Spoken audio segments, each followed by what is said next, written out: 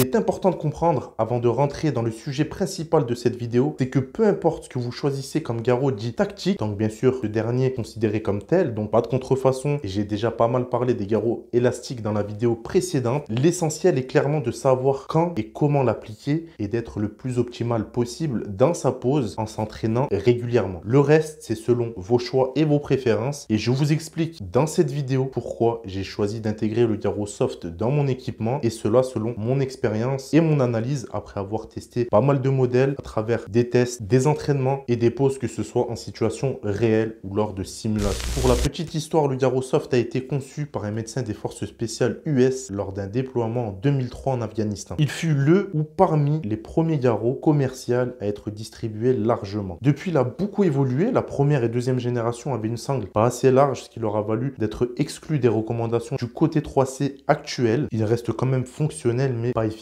On avait également une pince pour maintenir la sangle et un système de vis pour la sécuriser, comme vous pouvez le voir dans la vidéo. Il suffit de voir les garrots actuels pour comprendre que le mécanisme commence à sérieusement dater, et même si on en retrouve encore beaucoup dans les IFAC de l'armée française, ils sont tous destinés à être remplacés au plus vite. Par la suite, lorsqu'ils ont compris que la largeur de la bande influait sur l'efficacité du garrot et que les bandes trop étroites pouvaient endommager les artères et nerfs superficiels, ils ont sorti la version Wide, qui est la troisième génération, où non seulement on gagnera en largeur, puisque l'on passera de 2,5 à quasi 4 cm, mais on trouvera également une nouvelle boucle de serrage plus simple à utiliser, car plus fluide, également plus sécuritaire, en troquant le système de pince et vis contre une boucle avec bague anti-retour. On retrouvera également sur cette nouvelle génération un système anti-glisse en gomme qui viendra faciliter également le pré-serrage du garrot. Et ce qui, selon moi, sera la marque de fabrique des garrots soft, et c'est ce qui m'intéresse le plus dans ce garrot, un système d'ouverture du garrot qui offre un gain de temps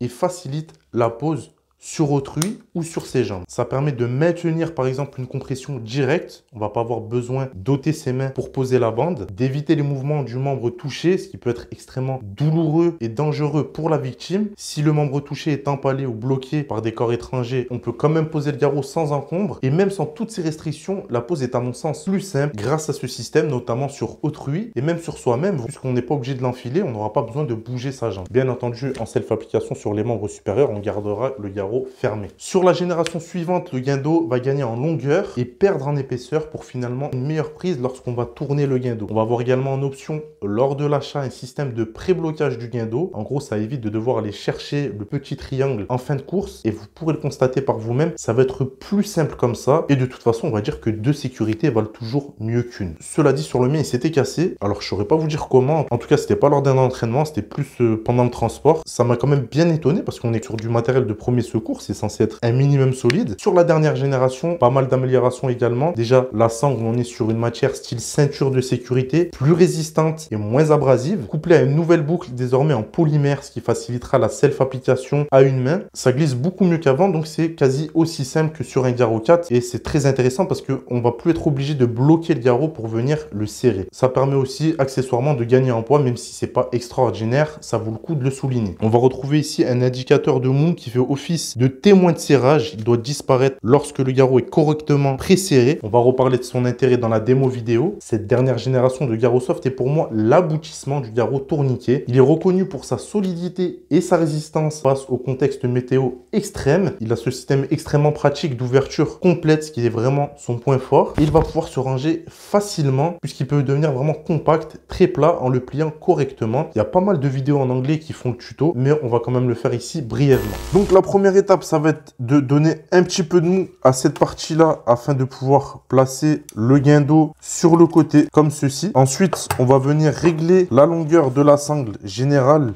de manière à ce que cette partie-là soit à la même hauteur que la boucle.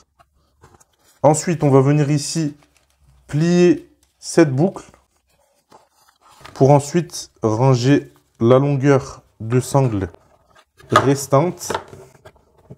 On va venir placer une partie sous la boucle pour plus ou moins la fixer. Et là, on va venir fixer le tout avec deux élastiques, un devant et un derrière. Ça fonctionne très bien avec les trois dernières générations de garrot soft. Et comme vous pouvez le voir à côté d'un garrot 4, qui est ici, pareil, réglé correctement, on gagne quand même en épaisseur et légèrement en longueur. Au niveau de la mise en place en auto-application, en partant du principe que vous avez une hémorragie entre l'articulation du coude et le milieu du biceps, on est tout seul, sûrement bien paniqué, les secours ne sont pas encore prévenus, donc on réfléchit pas et on vient placer le garrot à la racine du membre. Ensuite, on va venir effectuer le pré-serrage, sangle vers soi, sinon vers l'extérieur, ça va être beaucoup plus compliqué. Une fois que vous avez fait votre pré-serrage, on va venir contrôler s'il a été fait correctement en tirant le guindeau, éventuellement également pour réajuster la place du garrot. Et si le logo rouge apparaît, c'est que le pré-serrage n'a pas été fait correctement, d'où sa présence sur cette nouvelle génération. Et c'est vraiment pour ça que ce petit logo a été ajouté. La société qui fabrique les garrots soft se sont rendus compte que beaucoup d'échecs sur pose venaient d'un mauvais pré-serrage. Et je l'ai moi-même constaté, beaucoup de personnes négligent cette partie de la pose, ce qui va souvent faire foirer tout le reste. Donc ici, une fois qu'en tirant sur le guindeau, vous avez plus ce logo qui apparaît, donc plus de mou, et ça va venir éviter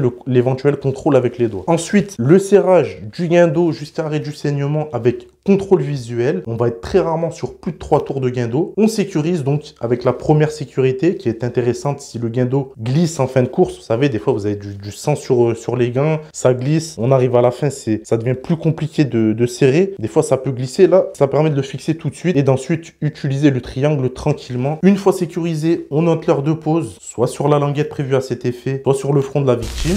Le deuxième scénario, sur une autre personne, en prenant pour exemple la plaie au niveau du bas de la cuisse. La personne est sur le ventre. Bien sûr, on met ses gants et on va de suite venir faire une compression directe avec le genou pour avoir les mains libres, puisque de toute façon, la victime n'arrivera pas à se faire une autocompression à cet endroit. Et pour garder cette compression, on va pouvoir donc ouvrir le garrot soft et passer la sangle. On reboucle et vu que le genou est sur la plaie hémorragique, elle est donc d'office localisée. Donc pas de mal cette fois-ci à placer le garrot à quelques centimètres au-dessus. On n'est pas forcé à monter jusqu'à la racine du membre. On pré-serre, on contrôle le pré-serrage, on tourne le guindeau pour créer l'occlusion artérielle et on vient sécuriser et noter l'heure comme précédemment. Et une chose très importante à la fin, toujours laisser le garrot en évidence, même en self-aid, car même tout seul, on peut par la suite avoir une perte de connaissance. On va pas forcément voir arriver les secours et leur dire je me suis posé le garrot. Non, si c'est une autre personne, on peut être amené à s'occuper d'autres choses. Donc toujours que ça soit visible pour les intervenants qui vont venir par la suite. Donc pas de couverture, notamment les couvertures de survie, d'habits ou quoi que ce soit d'autre au-dessus.